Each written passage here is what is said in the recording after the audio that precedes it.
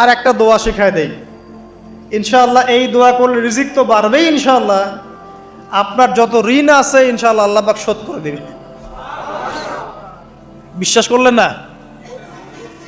এই দোয়া শিখায় দিচ্ছি, এজন্য আমাকে হাদিয়া দেওয়া দরকার, স্পেশালি আমাকে এখন হাদিয়া দেওয়া দরকার। একটা গুরুত্বপূর্ণ দোয়া শিখায় দিচ্ছি। আলী রাদিয়াল্লাহু আনহু বলেছেন, কোনো ব্যক্তির যদি পাহাড়ের সমানও ঋণ থাকে, এই দোয়া যদি আমল করে আল্লাহ পাক ওই ঋণও শোধ করে দিবেন ইনশাআল্লাহ। আর ঋণ কেমন জানেন? ওই যে এখন মানুষ ঋণ নিচ্ছে 1 কোটি টাকা ব্যাংক থেকে, 2 কোটি টাকা ব্যাংক থেকে, হ্যাঁ, কত বছর, 10 বছরের জন্য, 20 বছরের জন্য বাড়ি করছে, তাই না? তার ধারণা এমন যে সে মারা গেলে তার ঋণটা কেউ না কেউ শোধ করে দিবেই দিবে, তাই তো? আর আল্লাহর রসুল কি বলছেন দেখেন, একজন মারা গেছেন, নবী সাল্লাল্লাহু আলাইহি সাল্লামের সময় একজন মারা গেছেন। তো নবী করিম সাল্লাল্লাহু আলাইহি সাল্লাম বলছেন, এই ব্যক্তির কি কোনো ঋণ আছে? একজন সাহাবী বলেন, হ্যাঁ ইয়া রাসূলুল্লাহ, তো ঋণ আছে। নবীজি বললেন, তোমরা ওর জানাজা পড়ো, আমাকে ডেকো না। তোমরা ওর জানাজা পড়ে নাও, আমি জানাজা পড়তে চাচ্ছি না। আমি এখন কেমন করে আপনাকে বুঝাবো ঋণ কত ভয়ঙ্কর জিনিস। আপনি যে ব্যাংক থেকে 3-4 কোটি টাকার লোন নিয়ে রাখছেন, লাখ লাখ টাকা লোন নিয়ে বসে আছেন, দিব্যি সুখে বসে আছেন, এমন চিন্তায় যে আপনার মৌত হবে না। আর নবী সাল্লাল্লাহু আলাইহি ওয়াসাল্লামের সময়ে একজন মারা যাচ্ছেন, তিনি বলছেন তোমরা জানাজা পড়ে নাও, আমি জানাজা পড়তে চাচ্ছি না। মানে ঋণগ্রস্ত ব্যক্তির জানাজাও তিনি পড়তেন না। তারপরে একজন এসে বললেন, ইয়া রাসূলুল্লাহ, আমি তার ঋণ শোধ করে দিব, তার যা ঋণ আছে আমি শোধ করে দিব। তখন নবী এসে জানাজা পড়লেন সাল্লাল্লাহু আলাইহি ওয়াসাল্লাম। তা আপনার এই কোটি কোটি টাকা ঋণ শোধ করার লোক তো রেডি আছে নাকি? আছে না? সমস্যা নেই, আপনার জানাজা পড়া হবে, কারণ হুজুরকে আপনি 5,000 টাকা দিবেন, হুজুর জানাজা পড়াই দিবে, কোনো সমস্যা নেই। তারপরে আপনার মিলাদও হবে, আপনার একটা বড়সড় দোয়াও হবে ইনশাআল্লাহ। কিন্তু আল্লাহ পাক বলেছেন যে শহীদ, আল্লাহর পথে যুদ্ধ করে শহীদ হয়েছে, এই ব্যক্তির আত্মাও ঝুলে থাকে যতক্ষণ পর্যন্ত না তার ঋণটা শোধ করা হয়। এবার বলেন আমি কি বুঝাবো আপনাকে? আর কিছু বলতে হবে? তো এখন সেই দোয়া শিখাচ্ছি আপনাদেরকে, যে দোয়া শিখলে আপনারা ঋণ থেকে বাঁচবেন ইনশাআল্লাহ। কত দিবেন বলেন? আচ্ছা, হ্যাঁ, এই তো শুকরিয়া। দোয়া করবেন যেন আল্লাহ পাকের দিনটাকে আল্লাহর জমিনে প্রতিষ্ঠা করতে পারে। আমার সাথে বলেন, দোয়াটা হচ্ছে আল্লাহুম্মা ইকফিনি বিহালালিকা আন হারামিকা ওয়া আগনিনি বিফদলিকা আম্মান সিওয়াকা। এই দোয়াটা ছোট না, এটা মুখস্থ করবেন, সেজদায় পড়বেন, নামাজের সেজদায় পড়বেন, আত্তাহিয়াতু দরুদ শেষ তারপরে পড়বেন, নামাজ শেষে হাত তুলে করবেন, যখন তখন শেষ রাতটা করবেন, ইনশাআল্লাহ দেখবেন আপনার ঋণ বলতে কিছু থাকবে না ইনশাআল্লাহ। যদি থাকেও, বড় কোনো ঋণ থাকেও, আল্লাহ পাক অন্য কোনো মাধ্যমে এটা শোধ করার ব্যবস্থা করে দিবেন ইনশাআল্লাহ। ইনশাআল্লাহ।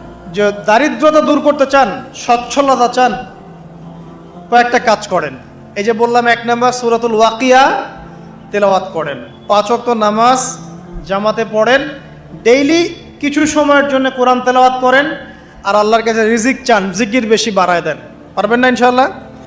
আমার জীবনে এমন ঘটনাও ঘটেছে, এটা এখন গল্পটা মনে পড়ে গেল তাই বলছি, যে 1,20,000 টাকা ঋণ আছে আমার, শোধ করার কোনো অপশন নাই আমার কাছে। আমার চোখে ধরা পড়ছে না যে 1,20,000 টাকা আমি কেমনে দিব। কি হলো, হঠাৎ করে আমরা একটা সার্কুলার দেখলাম যে সারা বাংলাদেশে ইসলামিক ট্যালেন্ট খোঁজা হচ্ছে। 2000 এটা মনে হয় 17 কি 18 সালের কথা, হ্যাঁ 18 না, আচ্ছা 18। তো হ্যাঁ, আলোকিতকে। তো এখন আমার ওয়াইফ বলছেন যে আপনি এটাতে অ্যাপ্লাই করেন। তো আমি অ্যাপ্লাই করবো, এটা তো আলেম ওলামাদের প্ল্যাটফর্ম, আমি এখানে জেনারেল থেকে আসা মানুষ, কেমন করে কি। তো সে বলছেন না, আপনি পারবেন ইনশাআল্লাহ, আপনি পড়াশোনা করেন ইনশাআল্লাহ পারবেন। তো আমি দেখছি আগে প্রাইস কি আছে, কষ্ট তো করবো, আগে দেখি পুরস্কারটা কি। তো পুরস্কারটা দেখছি যে একটা ওমরা করাবে। ওমরা করা তো যে কারোর জন্য একটা মানে স্বপ্নের ব্যাপার না। ওমরা করা তো সবাই আমরা খুব পছন্দ করি। আল্লাহ পাক আমাদেরকে বেশি বেশি ওমরা করার তৌফিক দেখ। আর লেখা আছে যে ফার্স্ট প্রাইজ 3 লাখ টাকা, second prize 2 lakh, third prize হচ্ছে 1 লাখ টাকা। তো সেটা আচ্ছা ঠিক আছে। তখন আমি একটা জবও করি, আমি কিন্তু চাকরিও করেছি এক সময়। তো এখন জব ছেড়ে দিলাম। জবে থাকলে আমার এখন পড়াশোনা হবে না। তারপর টানা 4 কি 5 মাস দৈনিক 10 থেকে 12 ঘন্টা করে পড়েছি। টানা 4 থেকে 5 মাস দৈনিক 10 থেকে 12 ঘন্টা, নাওয়া খাওয়া সব ওখানেই। আর যতটা সহজ মনে করছেন আসলে কিন্তু প্রতিযোগিতা অত সহজ নয়। আসলে যে কোনো জায়গা থেকে প্রশ্ন আসতে পারে, আকিদা, সিরাত, ইতিহাস, এটা ওইটা অনেক টপিক, প্রায় 36টা বিভাগ আছে। তো আলহামদুলিল্লাহ কিভাবে জানি আস্তে আস্তে উঠতে পারলাম। গিয়ে দেখলাম যে হ্যাঁ টিভি রাউন্ডে চলে গেছি। আমি তেমন কিছুই করি নাই, আমি শুধু পরিশ্রম করেছি, আল্লাহর কাছে বেশি থেকে বেশি দোয়া করেছি যে আল্লাহ আমার ঋণ আছে, ঋণ শোধ করতে হবে একটা। এবং আমি চাচ্ছি যে এই প্রোগ্রামের মধ্য দিয়ে দিনের একটা বড় সার্কেল পাওয়া যায়, দিনী প্ল্যাটফর্ম পাওয়া যায়। তো আলহামদুলিল্লাহ আল্লাহ পাকের ইচ্ছায় সেখানে একটা ভালো রেজাল্ট হলো এবং সেখানে ওমরাও করা হলো আলহামদুলিল্লাহ। এবং ক্যাশ তারা খুব তাড়াতাড়ি দিয়ে দিয়েছে। আমি পুরো ক্যাশটা আগে পেয়েই আগে ঋণটা শোধ। এখন এই সময় কিন্তু আমি দোয়াটা করেছি, আল্লাহুম্মা কফিনি বিহালালিকা আন হারামিক ওয়া আগনিনি বিফদলিকা আম্মান সিওয়াক। দেখেন আমি কিন্তু জানতামও না এমন কোনো প্রতিযোগিতা হবে, আমি সেখানে পার্টিসিপেট করব, ওই ওসিলায় ওমরা করব, ওই ওসিলায় আবার ঋণও শোধ হবে, আমার কিন্তু মাথায় ছিল না। এটাই হচ্ছে আল্লাহ পাকের সেই আয়াত যে ওয়া মান ইয়াত্তাকিল্লাহ ইয়াজআল লাহু মাখরাজা। আল্লাহ পাককে যে ভয় করবে আল্লাহ পাক তার জন্য রাস্তা খুলে দিবেন ইনশাআল্লাহ। ওয়া ইয়ারযুকুহু মিন হাইথু লা ইয়াহতাসিব, এবং এমন উৎস থেকে আল্লাহ পাক রিজিক দিবেন যেটা সে কল্পনাও করতে পারে না। এটা আল্লাহ পাক তাওয়াক্কুল রাখেন। জাস্ট ওই ইসমাঈল আলাইহিস সালামের মায়ের মতো হাজরা আলাইহিস সালাম ইব্রাহিম আলাইহিস সালামকে বলছেন আপনি আমাকে এখানে ছেড়ে যাচ্ছেন কি জন্যে? ইব্রাহিম বলছেন আল্লাহর আদেশে। তখন তিনি বলছেন তাহলে আল্লাহ আমাকে ফেলে দিবেন না ইনশাআল্লাহ। সেই মায়ের গর্ভ থেকে ইসমাইলের মতো সন্তানের জন্ম হলো, যেই সন্তানকে বাবা বলছে যে আমি তোমাকে জবাই করছি, স্বপ্নে দেখেছি, ফানজুর মাযা তারা, তোমার রায় কি? সে বলছে ইয়া আবাতি ফাআল মা তুমার, আপনাকে যা আদেশ করা হয়েছে আপনি সেটাই করেন। সাতাজিদুনি ইনশাআল্লাহু মিনাস সাবিরিন, ইনশাআল্লাহ আপনি আমাকে ধৈর্যশীল পাবেন। দেখেন কোন মায়ের গর্ভ থেকে কোন সন্তান। তাকে কি বাবা মানুষ করেছিলেন? না, তাকে তার মা মানুষ করেছেন। তো ওই রকম তাওয়াক্কুলকারিনী হাজরা আলাইহিস সালামের মতো মা যদি ঘরে ঘরে থাকে, বোন আর স্ত্রী ঘরে ঘরে থাকে, তখন ইসমাইলি প্রজন্ম আসবে ইনশাআল্লাহ। আর আমাদের মতো এই যে এখন দেখছেন না কি হচ্ছে, মারামারি, কাপড় খোলা, কাপড় ছোট, ব্লাউজ সারাসারি, কি চলছে মাশাআল্লাহ। মানে কি যে চলছে ভাই জগতে এখন, বলতেও গা গিনগিন করে, ভাবতেও গা গিনগিন করে। কিছু কিছু নসিহত করব, এটাতেও মন থেকে একটা বাধা চলে আসে আসলে কি করব, কি বলবো। মানে একটা বিষয় থাকে না যে পরিস্থিতি এমন খারাপ যে কথা বলার ভাষ্য থাকে না এমন একটা, যে আপনি হতবাক হয়ে গেছেন, বাকরুদ্ধ, যে আর কি বলবেন। এখন এই বাকরুদ্ধ হওয়ার সময় চলতেছে, বাকরুদ্ধ হওয়ার সময়, মানে বলার আর কি নাই, কিছু নাই, কি বলবেন। আস্তে আস্তে কাপড় খুলতে খুলতে খুলতে খুলতে খুলতে খুলতে এখন বিকিনি পরে ঘুরতে চায়। এখন বলে যে কয়দিন পর বিকিনি পরেই ঘুরবে। দেখেন, মানে ওরা চায় যে পশ্চিমারা যেমনে চলে অমনেই চলুক সবাই। ওটা কি লজ্জাশীলতার পরিচয় হলো? আশ্চর্য একটা বিষয়।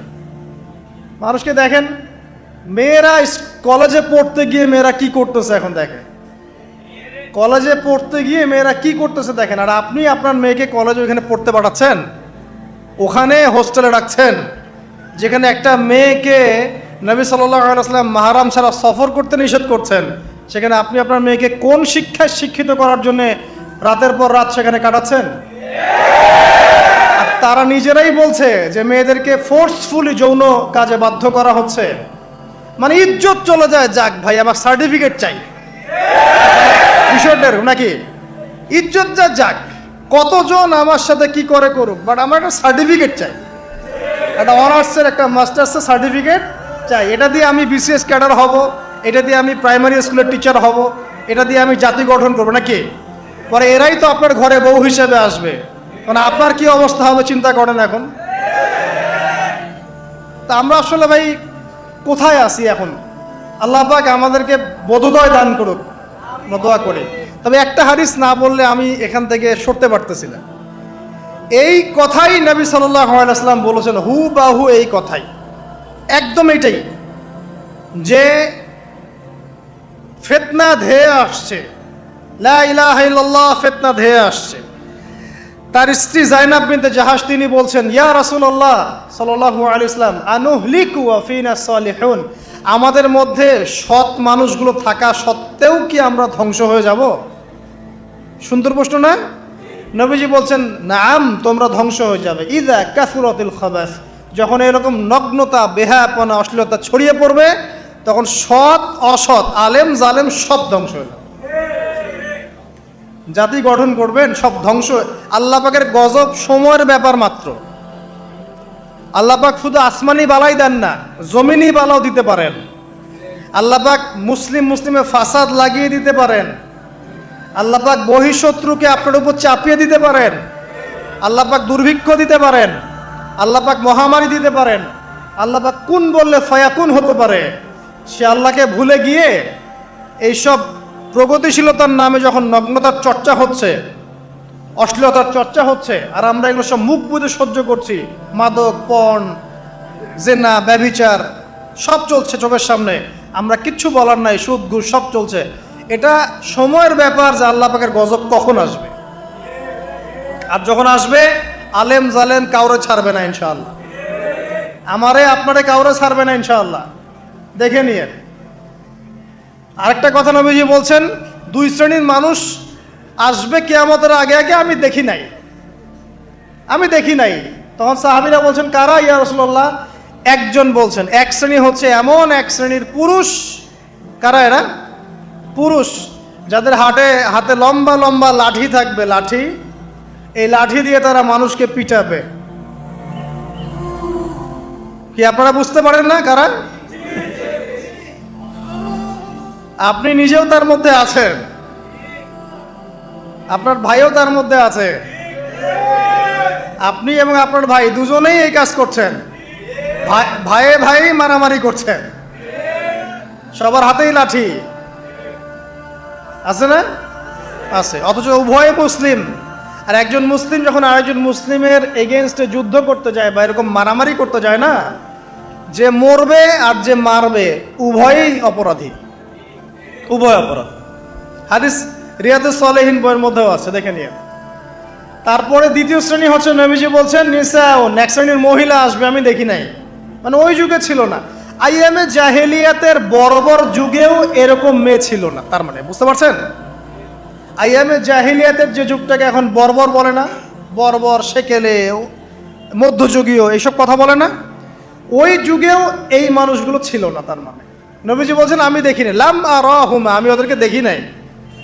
তারা কারা? নিসাউন, এক শ্রেণীর মহিলা, কাসিয়াতুন আরিয়া, যারা কাপড় পরবে বাট নগ্ন থাকবে, কাপড় পরবে কিন্তু নগ্ন থাকবে।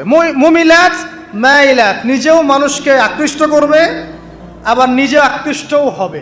তারা জান্নাতে যাবেও না, জান্নাতের গন্ধও পাবে না। নেন এবার এখন দেখেন, একটু ভেবে দেখেন যে আমার ঘরে কি সেরকম মেয়ে আছে কি না, আমার ঘরে সেরকম বোন আছে কি না, আমার ঘরে তেমন ওয়াইফ আছে কি না।